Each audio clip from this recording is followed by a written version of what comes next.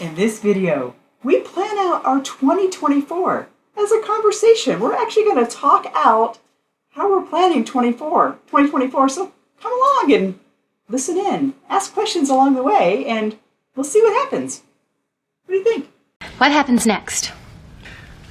I think that's a great idea. We've been talking about 2024, and we've been kind of getting stuck in a couple of places on the kinds of things that we want to do, but we've got some great ideas that we want to share with you. And so we thought we'd have a little conversation on video. Yeah, and maybe we can even talk about kind of some of the tools that we use and how long we plan ahead. And why don't we start with where we are and who we are? So we are Chris and Steve, Eat, Walk, Learn. We travel the world full time. We're coming up on our third year of travel. Right now we're in Sydney, Australia, with the kangaroo, my buddy Kangaroo, in the background to keep us company. What is your name? What is your name? What's his name, do you think? His name is Bill. Joey. Joe. Joey Joey's the a little kangaroo. bit too obvious. If you have a name for our kangaroo, write it down below. And how do we know he's a boy? It might, you're right. It could be a girl. It could be a wallaby, actually. No, it's kangaroo. Anyway, so we're in Sydney. We've been here for a month, and it's January, and we're looking at 2024. And so, why don't we just give a background to why we're here? I mean, we do kind of this general. We do a general geography of how we want to get around the world for the next, where we've been and where we're going for the next 18, 24 months. Yeah, I mean, real simply, the weather here is fantastic. And we were talking to our friends back in the U.S. who are telling us that the weather there is really bad. Yeah, that big storm was coming through the East Coast, so. Bad weather. Our big idea is we want to travel where there's nice weather. And so we're in the southern hemisphere for, what you might call the winter. But it's the summer here. Right. And it's really surprised about the weather in December and January in Sydney is delightful. It's very similar to San Diego summer weather, so almost the same latitude, north and south. So as we were saying, we travel and we chase 72 degrees. So what we look at in relation to planning, our long-term planning, is the general geography of how we get around the world. So we're leaving here. We have to go back to the States for a wedding, so we'll be back there in the summertime.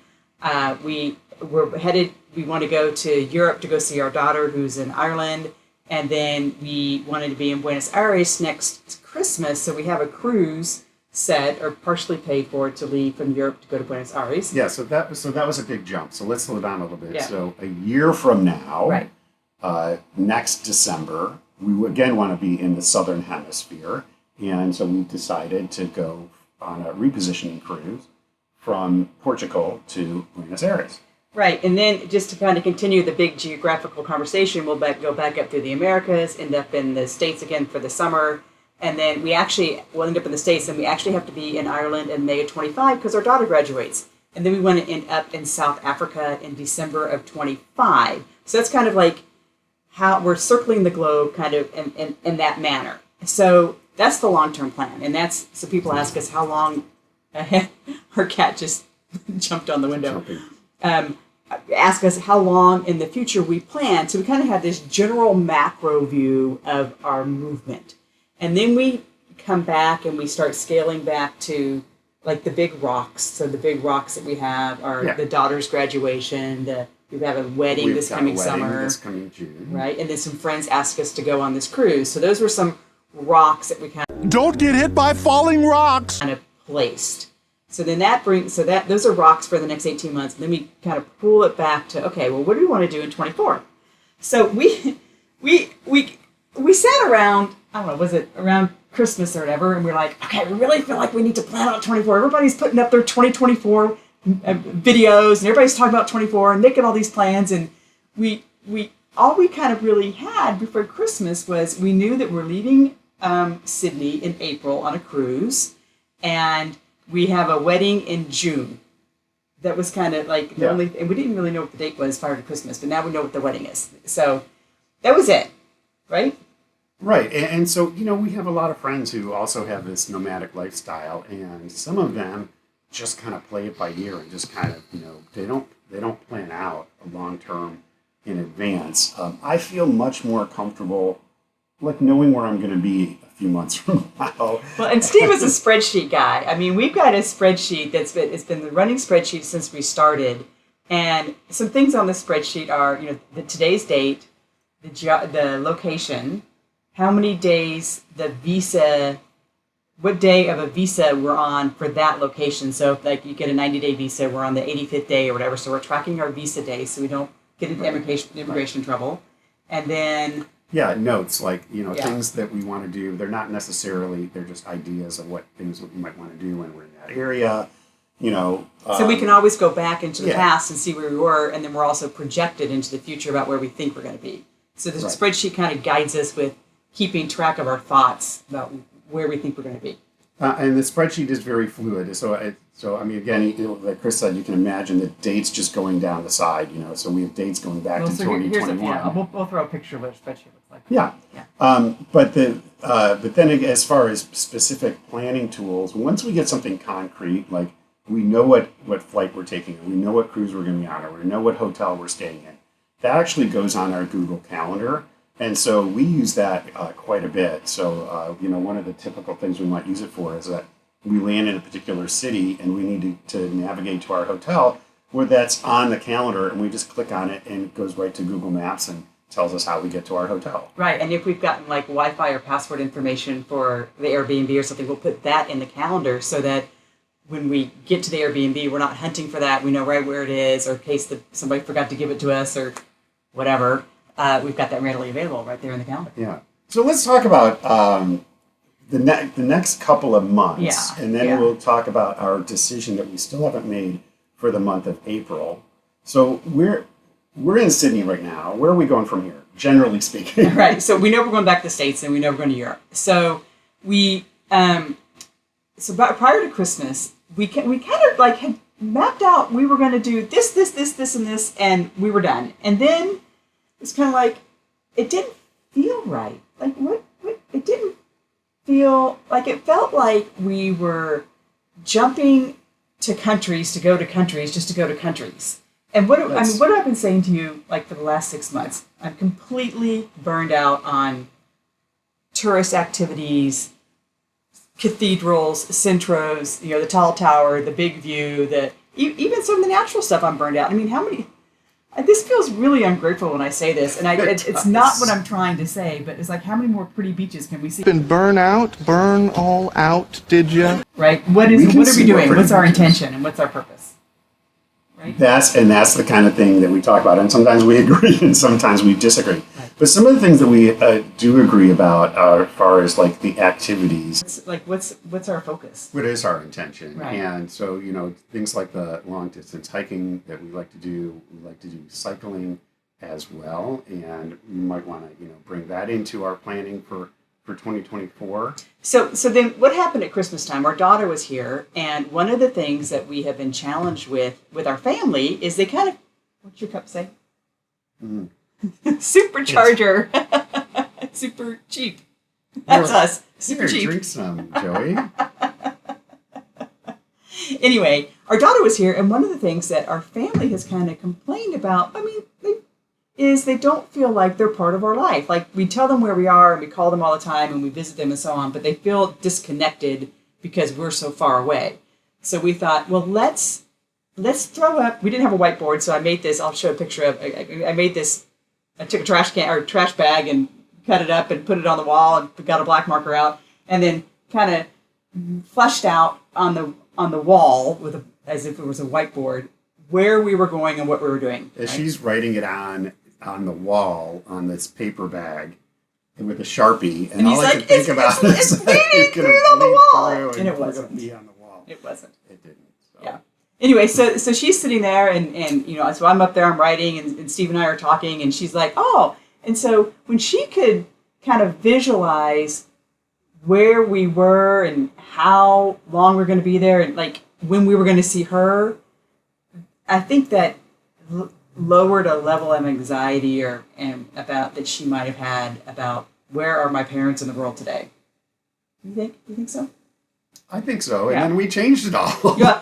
we ended up changing it, but the process of including her as we were writing out on this whiteboard was valuable, I think. It was valuable for me, and that let's just put stuff on a whiteboard. I mean, that's the kind of like the corporate thing to do and brainstorm. So it was really a good idea. But really, the whiteboard just reflected kind of what we had already kind of fleshed out in the spreadsheet. But then we go to bed or whatever, and the next morning I wake up and I'm like, I don't like the plan. But I couldn't really put my finger on why I didn't like the plan. And so then we started talking about, so Steve has some genealogical history in Europe that we had been talking about maybe pursuing the historical documents to prove his ancestry. Yeah, so to back up a little bit. So we love to be in Europe, and we like to stay more than 90 days in the Schengen zone. And one of the ways that you can do that is to get citizenship, right? So one of the programs that are available in a lot of countries in Europe, it's called citizenship by descent or citizenship by ancestry. And this came out of, a history of people being forced to leave Europe and countries recognizing that they might want some of these people to come back and to come back to live. So they offer programs where you can come back and you can actually get citizenship in countries like Slovakia, Latvia, Hungary, Portugal, I think, is one of them. Yeah, if in fact you can trace your ancestors back to those countries. So we did some research on that. So this was an idea of, we could go to these countries, we could get the information that we need, like my grandfather's birth certificate, that you need to prove your lineage and your ancestry. But what did we find out? Well, so on our whiteboard, we said, okay, let's go to Slovakia. Let's plan on being in Slovakia for a good 30 days of our 90 days in the Schengen district and do our research. Like go to the old historical documents, go to the county recorder, go to the temples, go to the churches, go wherever, and see if we can find this birth certificate. And so then we start doing a little research, and so we did research. We went some Facebook.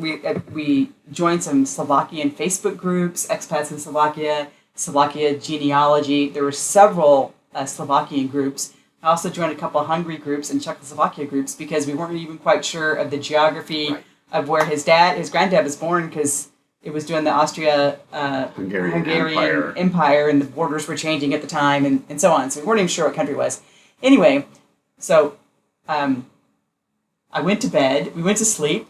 The next morning, 12 hours later, I'm done. Steve wakes up and he looks at me and he's like, "Why are you so tired?" Nothing like being up all night doing research. Yeah, so I couldn't sleep, so I got up and I got into these groups and started chit-chatting with people and found out that it ain't gonna work for you, buddy. Sorry, man.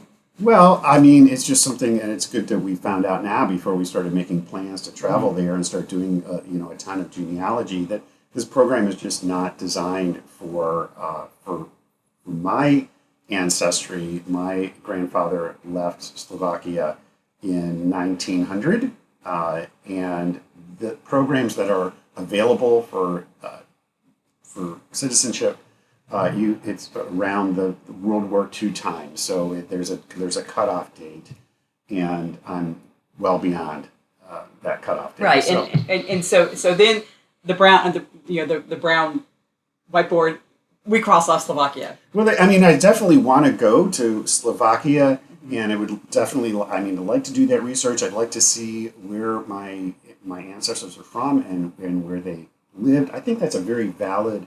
I think it'd definitely be fun to go back to the old village and so on, but we don't need to spend a month looking in documents. We need to spend 3 or 4 days going through the village of 110 people. So. Right. So the idea of spending an extended period of time in Slovakia, we kind of put that on pause, and we're like, is that again? This is our planning. This is how we. This is what we do. Planning out loud. Is that really important? So what is it that we want to do? Right. So and then he had on his maternal side, he has Latvian roots, and we went the same route and the same research, and also uncovered that the Latvian laws are not favorable to him getting citizenship either. So then this plan of going to Europe for the summer and spending a good portion of our Schengen days in Latvia and Slovakia just doesn't make sense. We'll definitely go, and we'll keep it on the list of places to go to, but we don't need to go spend a month to 2 months doing research. So then all of a sudden, we throw away the brown board, the whiteboard, and we have a clean slate again about what we're going to do this year. So then that got back to, well, we like to hike and we like to bike. And so then we have friends that actually, when we were in Croatia last summer in Split, we kept on seeing these yachts, cruising boats, small boats, 30, 40 people on them, come in, and they had bikes all over the bow. And we're like, what is that? 30 or 40, bicycles on a ship.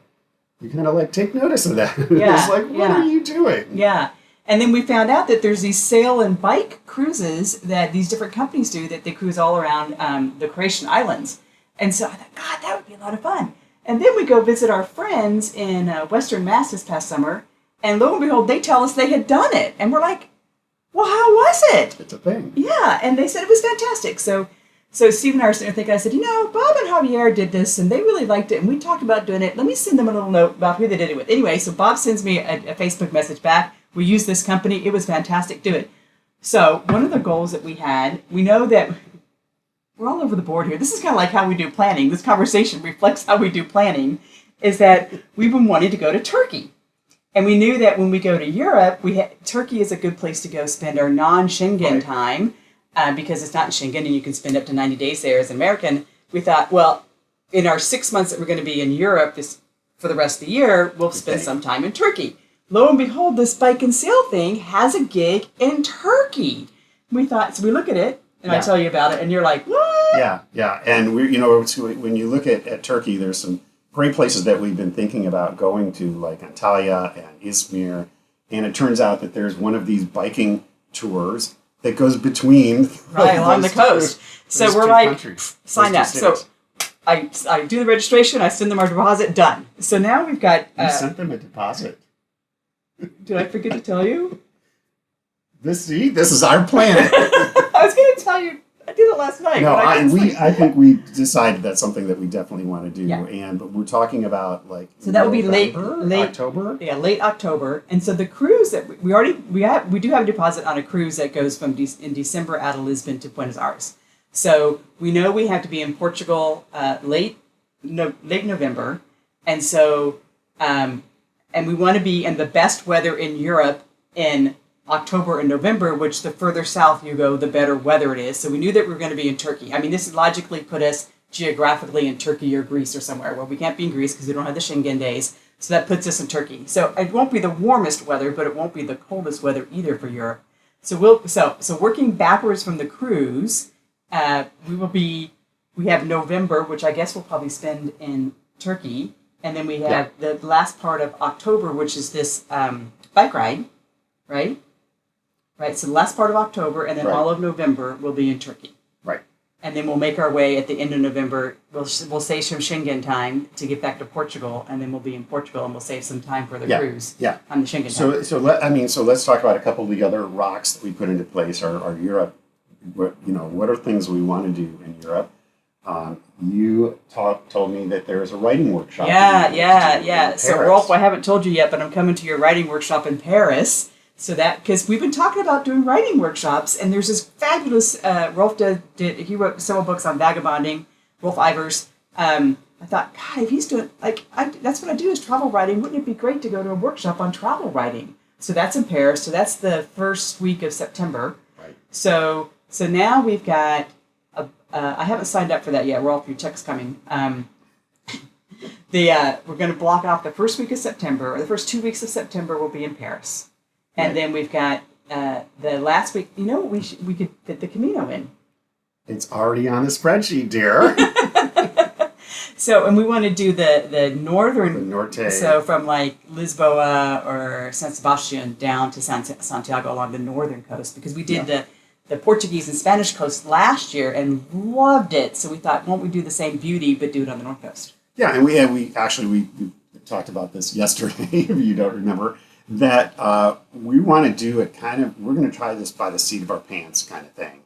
We're going to have backpacks. And we are? Well, for 3 or 4 days at a time. Oh, like a day pack. Yeah. Okay. The idea is that we're we're not going to plan it out so structured.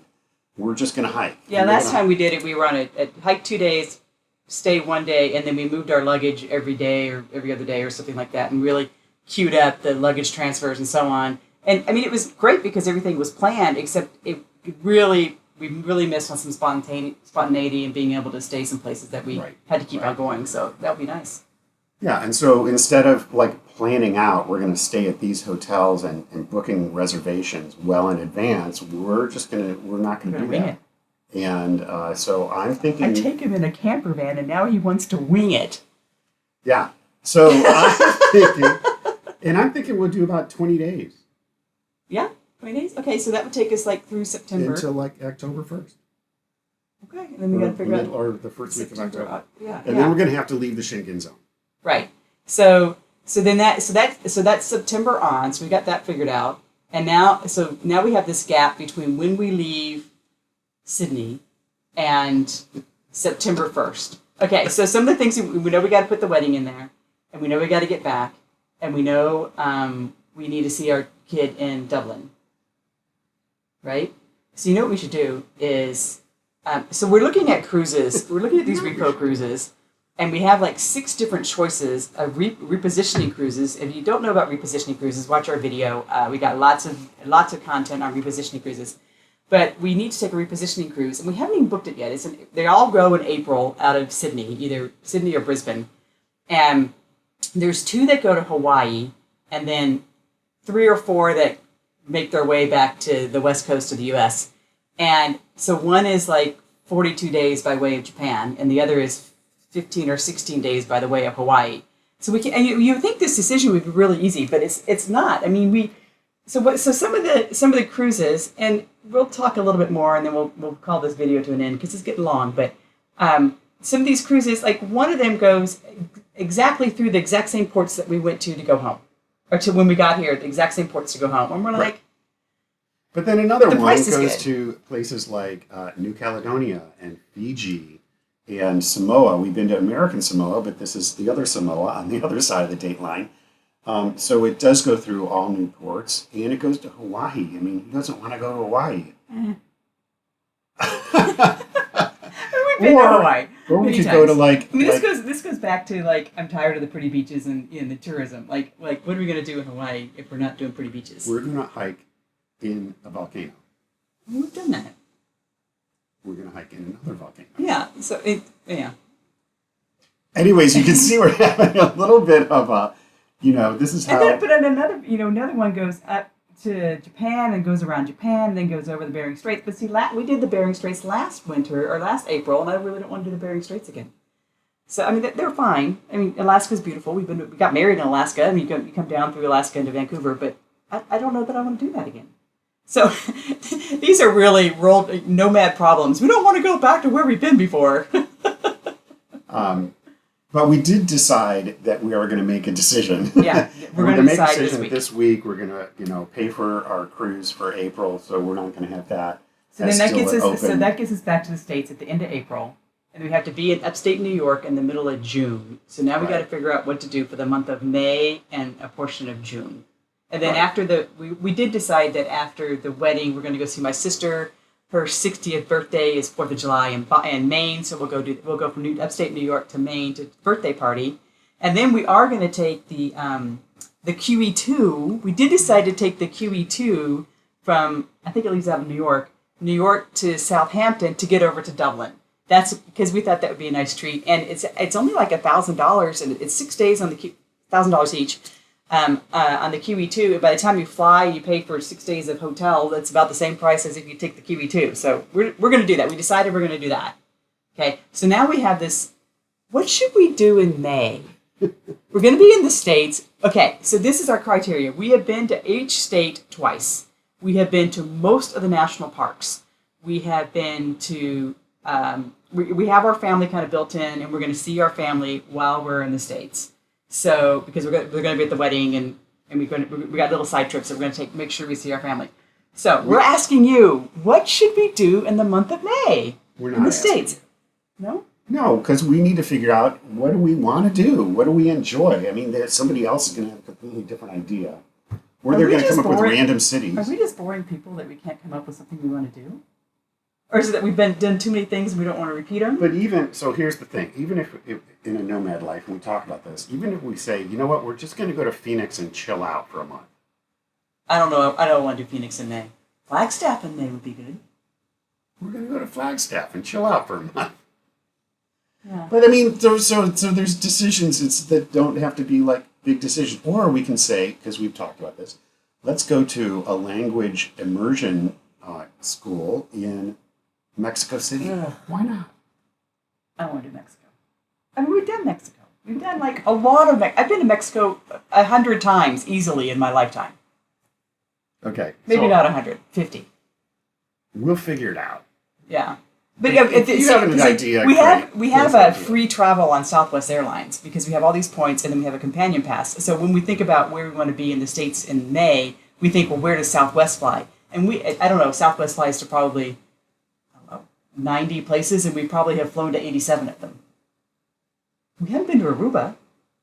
We have not been to Aruba. Let's go. Maybe we'll go to, but Aruba in May, that's when hurricane season starts June 1st, Don't worry right? about hurricanes. Maybe we'll go to Aruba. Hey, come with us to Aruba. Anyway, you asked how we plan. I hope this conversation is helpful for you.